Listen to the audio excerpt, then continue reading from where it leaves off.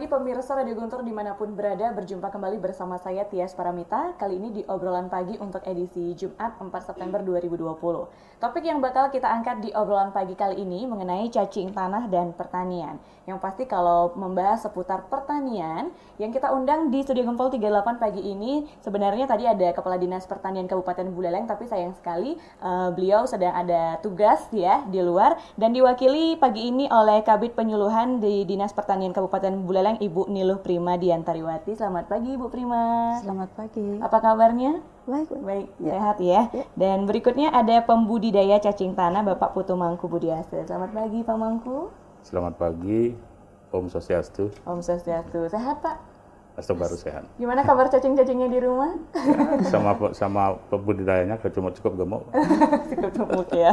Oke, di mana Mitra 104,6 FM, cacing tanah memang tidak bisa dipisahkan dengan pertanian gitu ya. Di mana fungsi cacing tanah itu sendiri untuk menggeburkan tanah sehingga menambah produktivitas pertanian.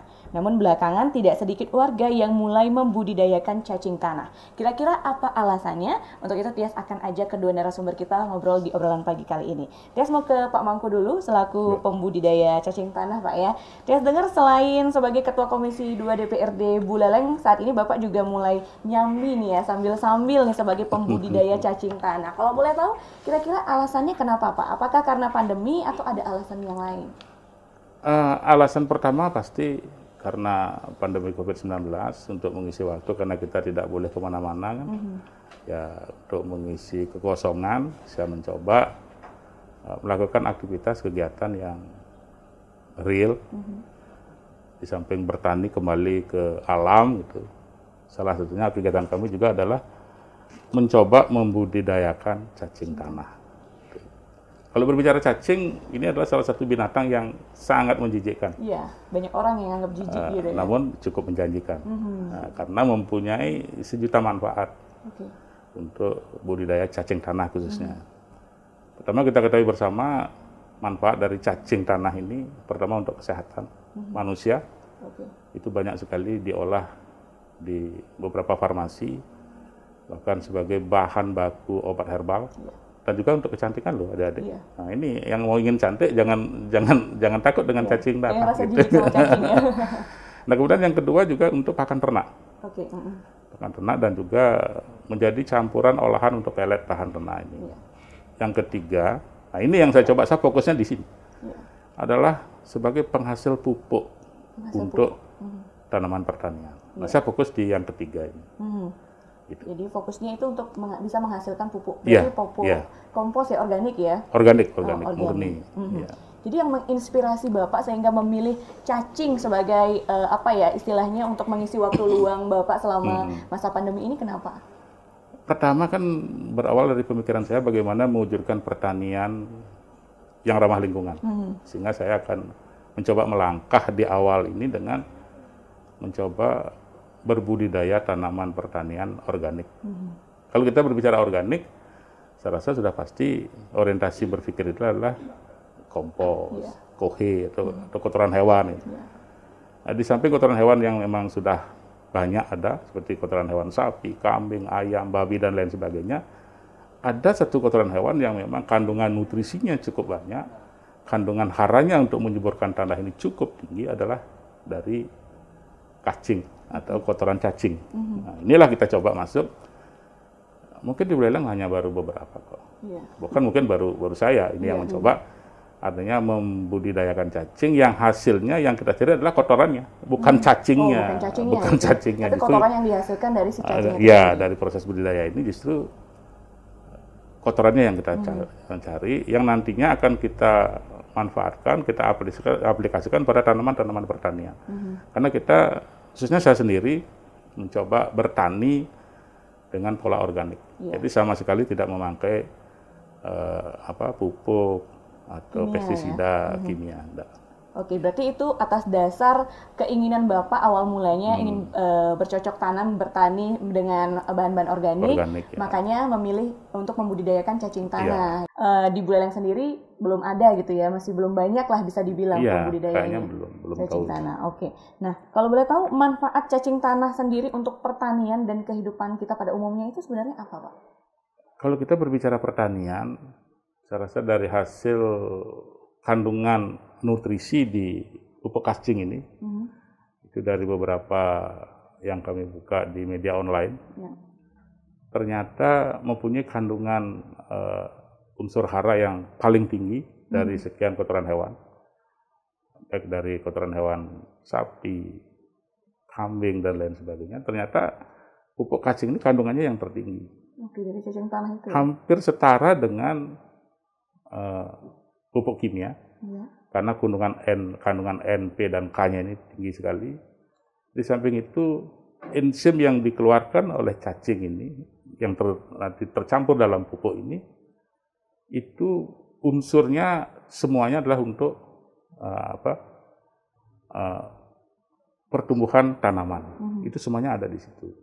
Jadi ini, sehingga pupuk kacing ini mempunyai keunggulan tersendiri dibandingkan dengan pupuk-pupuk organik yang lain yang bersumber dari kotoran hewan. Oke. Jadi apakah pupuk dari kotoran cacing tanah ini bisa digunakan untuk semua jenis tanaman? Semua jenis tanaman, semua. Berarti tidak ada pengecualian gitu ya? Enggak. Dan pupuk kacing ini juga bisa diolah. Pertama adalah pupuk padatnya. Itu langsung kita bisa aplikasikan ke tanaman. Dan bisa juga diolah menjadi PUC kacing, jadi pupuk organik cair. Yang ini sedang saya proses juga sekarang ini. Dari yang padat ini kita olah menjadi yang cair. Nah, kemudian juga akan kita aplikasikan ke semua jenis tanaman. Oke. Nah, kalau boleh tahu Bapak belajarnya dari mana? Karena tadi kan Bapak bilang itu sendiri, atas dasar keinginan sendiri. Nah, belajarnya dari mana, Pak? Sekarang kita kan dimanjakan oleh teknologi. Kan kita tidak harus kuliah. Kalau kita mau, ada kemauan, tinggal kita klik aja di Mbah Google kan. Nah, kita bisa belajar langsung. Artinya kita otodidak. Nah, cuman langkah selanjutnya setelah nanti sekarang ini sudah mungkin baru seminggu yang lalu kita panen ya kisaran 1 ton pupuk kacing kita sudah panen, yang kemudian akan kita olah lagi menjadi pupuk organik cair. Setelah itu kita akan uji lab inginnya sih dengan dinas terkait, mungkin bisa memfasilitasi dengan Litbang Pertanian, atau kalaupun tidak kami akan mencoba menguji hasil pupuk ini ke universitas atau fakultas pertanian di Universitas Udayana. Nah, artinya kita sehingga ada kejelasan, ada kepastian apa-apa yang terkandung dalam pupuk kacing padat maupun cair ini. Oke, berarti kan tadi otodidak gitu ya, belajarnya dari Mbak Google atau mungkin Mbak YouTube gitu ya Pak ya. Nah, suka duka nih selama Bapak membudidayakan cacing, apakah ada kendala-kendala yang dihadapi atau gimana?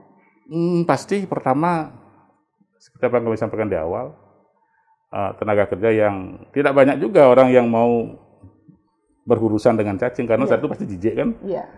Pas dia diambil itu kan kayak mie gitu ya. Kan, apalagi dengan volume yang banyak kan, kuintalan itu cacingnya.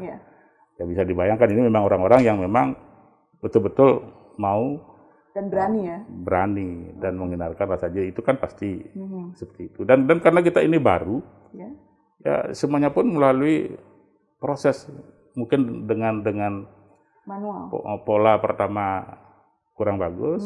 Yang pertama juga kita kemarin memelihara ini, ternyata cacingnya tidak segemuk yang membudidayakan gitu loh.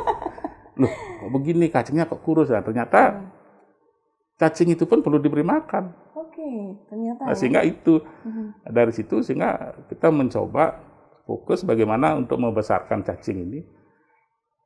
Ya dengan memberi pakan-pakan tertentu. Jadi logika kita kalau makhluk tidak diberi makan, apa yang dikeluarin? Apalagi yang kita butuhkan adalah kotoran. Nah, sehingga kita sekarang lagi support makanan. Semuanya juga makanannya dari limbah lah, organik semua. Nah, sehingga dengan harapan dalam minggu depan ini kita sudah tahu hasil bagaimana perkembangan cacing ini. Oke, berarti si cacing itu sendiri juga perlu pakan gitu perlu ya. Walaupun dia tinggalnya di dalam tanah, yang kita pikir ya dia bisa nyari sendiri, tapi kalau kita mau budidaya harus disediakan juga ya. Sama kayak kita kan. Betul. Oke. Nah, kalau boleh tahu bibit cacingnya sendiri Bapak peroleh dari mana? Kebetulan saya beli bibit 3 bulan yang lalu, 3 sampai 4 bulan lalu di Magelang. Di Magelang. Iya, karena di sini kan ada di Tabanan, kemudian juga ada dari salah satu dosen di UNER, namun harganya cukup tinggi. Sehingga kemarin kita ngambil di Magelang itu dengan harga 70.000 per kilo. 70.000 per Iya. kilo. Oke. Jadi modal yang diperlukan untuk membudidayakan cacing tanah ini sebenarnya terjangkau atau bagaimana? Sangat terjangkau. Ini justru kami katakan satu peluang usaha untuk para milenial. Kalau mau loh, kalau mau. Ini satu, karena kan dengan 1 juta manfaat cacing ini, apakah nanti diolah dari cacingnya itu, karena kandungan protein dan luar biasa, modalnya juga tidak besar. Tempat yang disediakan pun tidak perlu tempat yang luas, gitu. Namun hasilnya akan maksimal. Contoh pupuk saja. Pupuk cacing ini saja kalau kita buka atau klik di media online, itu per kilonya minimal 5.000 sampai 15.000 per kilo. Per kilo. Saya kemarin juga beli di Tabanan ke pembudidaya cacing langsung, itu harganya 2.000 per kilogram. Pupuk loh, artinya kan cukup berat. Apalagi kalau kita mau menjual cacingnya sendiri, itu harganya juga cukup fantastis, cukup fantastis. Dengan modal yang kecil. Modalnya juga tidak banyak banget, kok. Mungkin 1-2 juta kita sudah dengan tempat yang kecil, kita sudah bisa menjadi pembudidaya. Oke, jadi tadi Bapak bilang tidak perlu tempat yang luas. Nah, luas tempat atau seberapa luas sih tempat yang harus kita sediakan jika kita ingin membudidayakan cacing tanah ini, Pak? Kalau sempit, budidayanya sedikit, karena kan kita butuhnya cuma kotak-kotak kecil, kotak kayu atau kotak plastik untuk menaruh media atau pakan cacing. Ini dan bisa dibawa kemana-mana. Yang penting tempatnya lembab, jangan sampai kena matahari aja. Tidak boleh kena hujan, tidak boleh kena matahari. Tempatkan di tempat-tempat yang lembab, sekalipun tidak khusus tempatnya, itu boleh. Boleh gitu ya? Iya, makanya ini sederhana sekali, budidaya yang sangat sederhana. Contoh kalau kita pelihara babi perlu kandang yang besar, kemudian pengelolaan limbahnya. Kalau ini kan tidak. Iya, kita malah cari kotorannya. Malah kotorannya itu punya nilai ekonomis yang luar biasa. Kotorannya bisa kita jual, cacingnya semuanya pun bisa kita jual gitu ya. Sangat bermanfaat sekali. Nah, terkadang nih kendala atau kesulitan yang dihadapi oleh para petani itu kan pada saat memasarkan hasil pertaniannya. Nah, apakah Pak Mangku sendiri sudah memiliki tujuan pasar nanti kalau misalnya usaha budidaya cacingnya ini nanti berhasil gitu, Pak? Saya rasa karena saya fokus sekarang di pupuk atau kotorannya, untuk kebutuhan saya sendiri aja masih kurang. Apalagi kebutuhan di pertanian yang lain. Karena saya harapkan sih melalui dinas terkait bagaimana sekarang kita bisa memprovokasi masyarakat untuk mau beralih dalam membudidayakan pertanian ke pertanian organik. Karena hasil produknya pasti akan jauh lebih bagus dan lebih bermanfaat. Nah, kalau kita market untuk cacingnya sendiri, saya rasa nggak gampang kok. Nggak susah, gampang sekali. Marketnya terbuka luas. Karena kita masih banyak punya lahan pertanian juga gitu ya di Kabupaten Buleleng masih banyak. Kalau untuk pupuknya saja kita sudah bisa serap. Saya rasa saya sekarang juga sedang membuat denplot kan, pilot project bahwa ini tanaman yang kita aplikasikan cacing, ini tanaman kita aplikasikan kompos, ini tanaman yang tidak kita pupuk. Nah, ini sehingga ada perbedaan. Gampang, makanya banyak para petani yang ke rumah, Pak ini kok beda? Ya beda karena pupuknya juga beda. Nah, ini sehingga ada perbedaan. Pilihannya jelas nanti. Mau dipupuk dengan kompos, mau dengan cacing, dengan organik yang lain, atau tidak dipupuk, ya silakan. Ada pilihan. Berarti sudah ada petani-petani di sekitar Bapak yang juga melirik? Banyak, tidak saja dari sekitar kita, bahkan kemarin ada dari teman-teman dari Tabanan, dari Gianyar. Cuma ingin main, lihat-lihat itu. Ya silakan gitu. Perbedaan gitu ya tanaman yang di... Kalau kita kan setelah kita aplikasikan, hasilnya ini loh. Gitu. Oke, berarti pembudidayaan cacing tanah yang Bapak lakukan ini emang untuk keperluan pribadi bisa dibilang seperti pertama itu. Pertama pribadi dulu. Oke, baru tapi disebarluaskan agar masyarakat bisa terangsang lah bisa dibilang seperti itu. Kita inginnya seperti itu. Oke, nah kalau boleh tahu, nah tadi kan kesulitannya sudah dibilang tenaga kerja Pak ya yang mau ikut menggarap. Tidak banyak yang mau ya. Selain itu apa Pak? Kalau boleh tahu. Saya rasa nggak ada. Kendala yang berarti tidak ada kok. Pertama kan kita jangan jijik berurusan dengan cacing itu dulu. Karena tidak semua orang juga berani. Kadang-kadang kan kalau sudah geli gimana, apalagi kalau ibu-ibu umpamanya. Ya kita juga tidak berani paksakan. Yang jelas itu kita nggak boleh jijik. Ambil cacing buat di sana ada duit itu aja. Ada rupiah di situ kan. Ada rupiahnya di sana. Anggap lagi megang uang aja lah gitu ya. Benar harus rubah mindset. Makasih Pak Mangku. Nanti Tias tanyakan lagi. Tias mau ke Bu Prima dulu selaku Kabid Penyuluhan ya dari Dinas Pertanian Kabupaten Buleleng. Nah, bagaimana nih pendapat dari Dinas Pertanian Kabupaten Buleleng terkait dengan pembudidayaan cacing tanah yang dilakukan oleh Pak Mangku tadi? Ya, terima kasih ya. Sebenarnya untuk masalah cacing ini kan dari semenjak pertanian ada itu, di mana ada cacing di sana tanah subur, artinya unsur hara pasti dia terombak di sana. Ya pasti ada pertanian, ada cacing yang subur jadi satu sebenarnya bisa dipakai. Tapi kemudian dengan kebutuhan peningkatan kualitas, peningkatan kuantitas sehingga kemudian pupuk-pupuk kimia di sana masukkan seperti itu ya. Sangat senang sekali. Artinya kalau ada petani yang bisa seperti itu dari budidaya hulu ke hilir, di sanalah entertainer petani kan gitu ya. Jadi terima kasih pada Pak Mangku sebagai penggagas cacing di Buleleng. Baru pertama untuk cacing tanah gitu kan. Padahal kami sudah beberapa kali lakukan bintek untuk teman-teman penyuluh di lapangan. Kami mengundang para akademisi begitu ya. Tapi mungkin dari masyarakat keinginan karena butuh waktu nih Pak. Butuh waktu kita budidaya cacingnya, kemudian memanen castingnya jadi pupuknya itu, kemudian baru kita harus memperhatikan budidaya tanaman itu sendiri gitu. Dalam tanda kutip tentu agak repot kita kan begitu ya. Kalau dengan pupuk kimia tentu langsung selesai langsung cepat tinggal beli dari toko langsung bisa dipakai diaplikasikan gitu ya. Tetapi kami di pertanian tetap ya melakukan pendampingan pada petani selalu itu, dan khusus untuk kebutuhan pupuk organik kami tetap melakukan peningkatan pengembangan dan pengajuan pupuk organik baik itu di daerah maupun di pusat juga terus kami ajukan, dan permohonannya selalu meningkat gitu ya untuk pupuk organik. Tetapi khusus untuk di Buleleng untuk pupuk organik selama ini masih menggunakan pupuk organik yang dari kotoran sapi. Kenapa? Karena peternakan kita itu banyak ada di Groga, itu produksi kotorannya tinggi. Kemudian lembaga-lembaga atau kelompok-kelompok tani yang mengolah menjadi pupuk organik dari kotoran sapi itu sudah lumayan sudah lumayan banyak dan berkembang. Nah, ini kemarin memang dari awal tahun 2019 memang kami ingin perkenalkan pupuk casting pada teman-teman, termasuk juga nanti ada untuk pakan ternak. Tidak hanya cacing tanah, untuk spesies Lumbricus rubellus namanya kalau yang di lokal kita gitu, ada juga nanti mangkot. Tapi ini Pak, yang banyak berkecimpung di sana, yang membuat saya lebih senang itu adalah petani-petani milenial. Petani muda.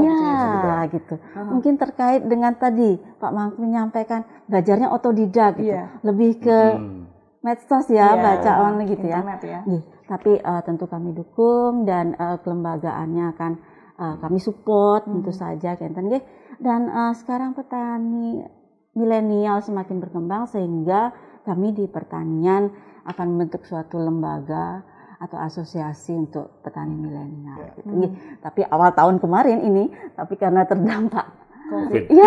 Jadi semua COVID.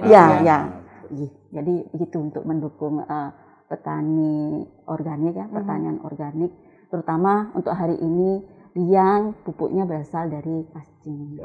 Seperti itu. Jadi budidaya dari cacing tanah ini kan cukup menjanjikan sekali berarti ya dari segi pertanian dan juga ekonomi bagi si pembudidayanya itu sendiri. Lalu dari Dinas Pertanian apakah ada melakukan pembinaan atau sosialisasi ke para petani-petani gitu Bu untuk masalah pembudidayaan cacing tanah ini sendiri? Iya.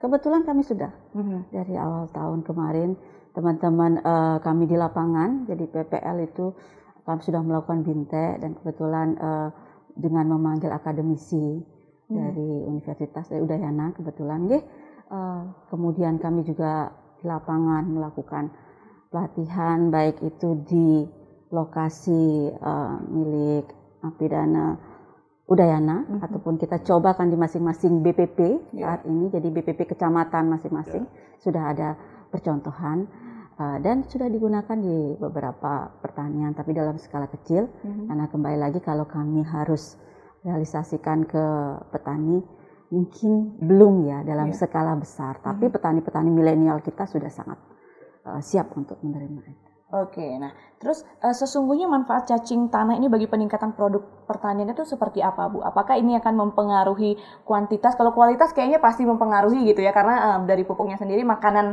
tanamannya sendiri udah organik, pasti kualitasnya lebih bagus lagi gitu. Tapi pasti ada alasan kenapa petani lebih memilih pupuk kimia dan malas untuk menggunakan pupuk organik ini, Bu. Gimana, Bu? Ya, kembali lagi tadi penggunaannya tentu lebih gampang ya, lebih mudah untuk menggunakan pupuk kimia yang tersedia di pasar, di pasaran gitu ya. Kalau cacing ini kan harus membuat mereka, karena belum tersedia di pasar, Pak.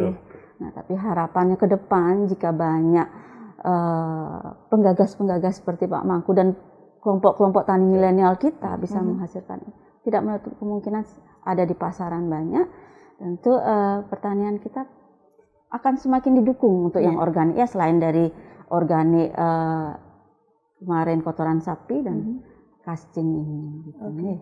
Oke, nah seperti itu. Nah, lalu apa yang akan dilakukan dari Dinas Pertanian untuk mendukung para pembudidaya cacing tanah sendiri? Apakah ada semacam stimulus? Jadi selain melakukan sosialisasi seperti yang tadi Ibu sampaikan, apakah ada seperti misalnya memberikan bantuan bibit cacing tanah mungkin kepada para pembudidaya gitu, Bu, atau para petani yang ingin coba-coba budidaya cacing tanah? Ya, pengadaan bibit cacing itu ya. Kita sempat kemarin aja teman-teman PPL kita ke Tabanan, Pak. Dia sudah beli dan dicobakan di ini dulu di PPP kecamatan. Nah, kemarin itu teman-teman di PPL dia sudah untuk menghasilkan cacing itu ya, menghasilkan cacing. Satu cacing dalam 7 hari itu dia bisa menghasilkan 1-2 telur. Satu telur bisa menghasilkan 5-10 cacing. Saya kira itu dalam 1 bulan bisa dipanen. Kalau kemudian itu bisa kita sampaikan kepada petani, kemudian kita bintek setiap kelompok-kelompok tani, itu artinya ketersediaan pupuk cacing ada, kemudian bahan untuk tadi yang disampaikan cacingnya itu bisa kita kerjasamakan dengan akademisi terkait.